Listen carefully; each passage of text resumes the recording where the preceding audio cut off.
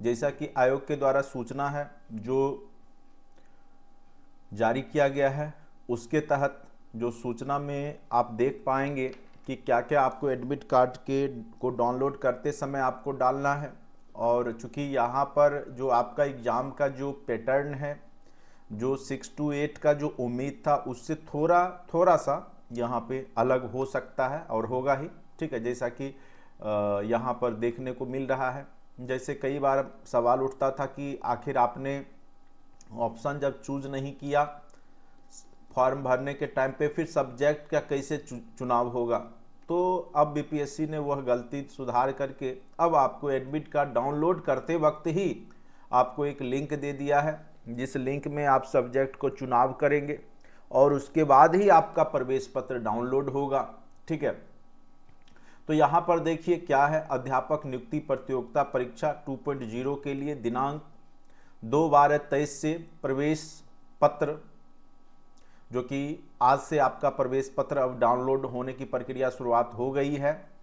अभ्यर्थी डाउनलोड करने से पूर्व जो करेंट का पासपोर्ट साइज फोटोग्राफ है और उसका भी डायमेंशन 250 यानी हाइट और विड्थ मिला के 250 होना चाहिए, इस तरीका का इमेज, और साइज 25 के भी मैक्सिमम होना चाहिए। ठीक है, उससे कम उससे ज़्यादा आपका नहीं होना चाहिए। लॉगिन के उपरांत अपलोड करेंगे जो आपका लॉगिन आईडी है, पासवर्ड है, उसके माध्यम से लॉगिन करके जिस प्रकार से अप्लाई ऑनलाइन किए थे वहीं पे जाकर उसी लिंक पे लॉगिन करने के बाद आपको डाउनलोड करना होगा।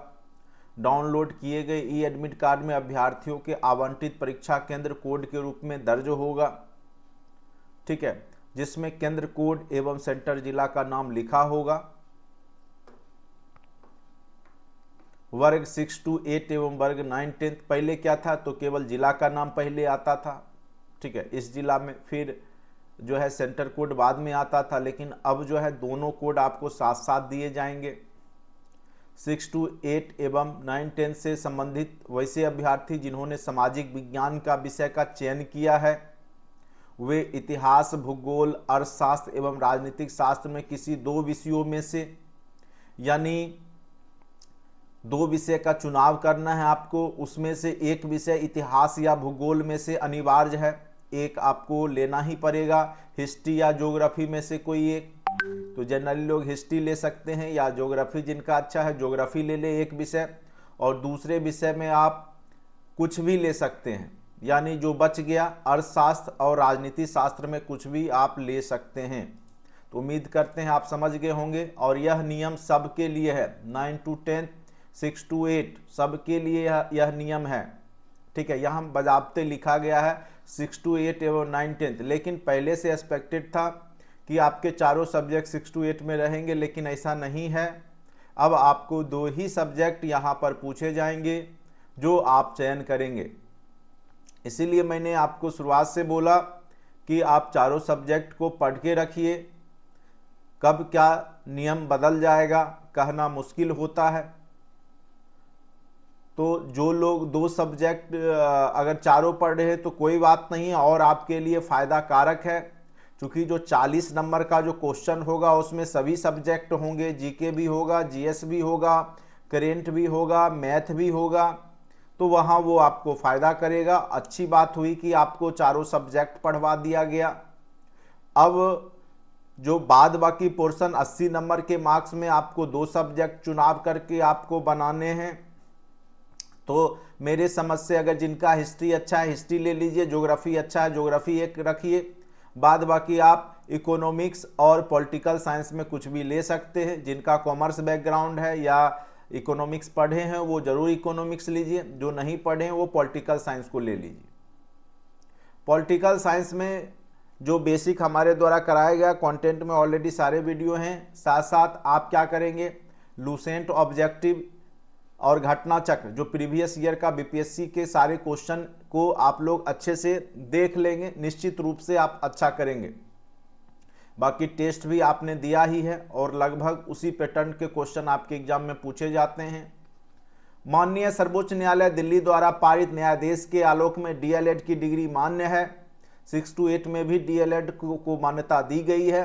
अप्रशिक्षित प्रारंभिक शिक्षक जो दिनांक 10/8/17 से पूर्व कार्यरत हैं, पहले से जो यहाँ पे नियोजित शिक्षक है, काम कर रहे थे, उनके लिए केवल 18 माह का डीएलएड मान्य होगा। बाद बाकी जो लोग होंगे आगे उनके लिए एनआईओएस वाला जो डिग्री का जो मामला है, ठीक है, हो सकता है उसके बाद का जो है डेट का एनआईओएस की मान्यता को हटा दिया जाए, यानी जो पहले से पूर्व नियोजित शिक्षक नहीं हैं उनके लिए हो सकता है, हो क्या सकता है, कंफर्म हो चुका है लगभग कि एनआईओएस वाले को अब शामिल नहीं किया जाएगा।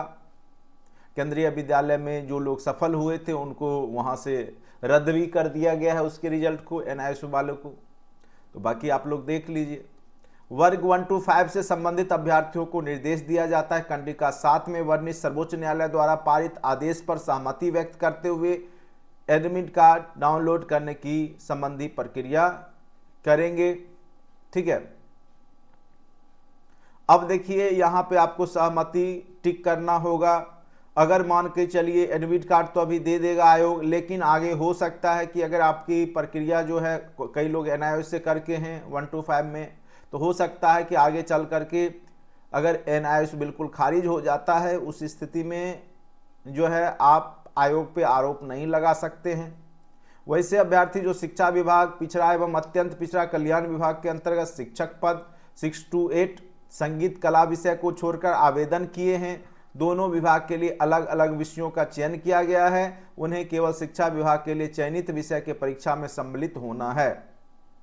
यानी शिक्षा विभाग का जो चयनित परीक्षा है उसी में आप जब आप परीक्षा देंगे तो उसी के आधार पर आपको कल्याण विभाग में भी आपका रैंक दिया जाएगा। अगर अच्छे रैंक आएंगे तो सभी अभ्यर्थी प्रवेश पत्र की एक अतिरिक्त प्रति अपने साथ परीक्षा केंद्र ले जाना है, यानी 2-2 कम से कम, हम तो कहेंगे 3-3 कॉपी एडमिट कार्ड का जरूर रखेंगे। परीक्षा अवधि में शिक्षक समक्ष हस्ताक्षर करेंगे और एक उन्हें सुपुर्द कर देंगे, एक उनको दे देना है, बाकी 2 कॉपी अपने पास रखिएगा। परीक्षा केंद्र कोड के संबंध में विस्तृत जानकारी 5/12 से उपलब्ध। अच्छा, अभी कोड दे दिया जाएगा, केंद्र का कोड, लेकिन विस्तृत जानकारी 5/12 से उपलब्ध होगा, ठीक है। अपना प्रवेश पत्र निश्चित रूप से डाउनलोड कर लेंगे। अभ्यर्थियों की परीक्षा प्रारंभ होने के 1 घंटा पूर्व तक ही परीक्षा केंद्र में प्रवेश दी जाएगी, अर्थात 1 घंटा पूर्व प्रवेश बंद कर दिया जाएगा। परीक्षा अवधि की समाप्ति के पश्चात जो आपका यूज्ड ओएमआर आंसर शीट होगा, सील बंद कराने के पश्चात ही आपको कक्षा को छोड़ना है। ये सारे इंफॉर्मेशन जो कि पहले भी था, इसमें केवल और केवल आपका एक बदलाव ये है कि एडमिट कार्ड के मतलब डाउनलोड करते समय आपको अब सब्जेक्ट का चुनाव करना पड़ेगा।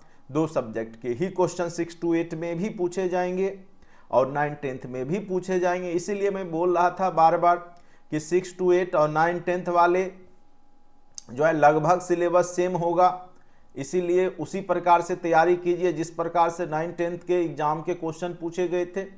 और मेरा जो अनुमान था लगभग वो सही ही जा रहा है। आपने देखा होगा कई बार हमने चर्चा किया, कई लोग पूछते थे 6 to 8 में क्या करें, तो हमने बोला था जिस प्रकार से आप 9-10th की तैयारी या उसका क्वेश्चन देख लीजिए, वही पैटर्न आपका होने वाला है।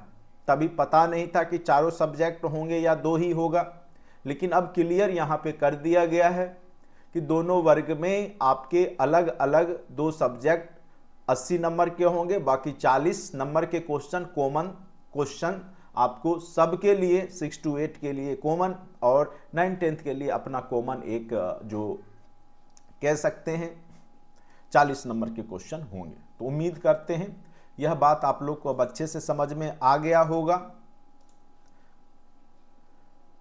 हाँ, कोई भी ले सकते हैं, कुछ भी ले लीजिए।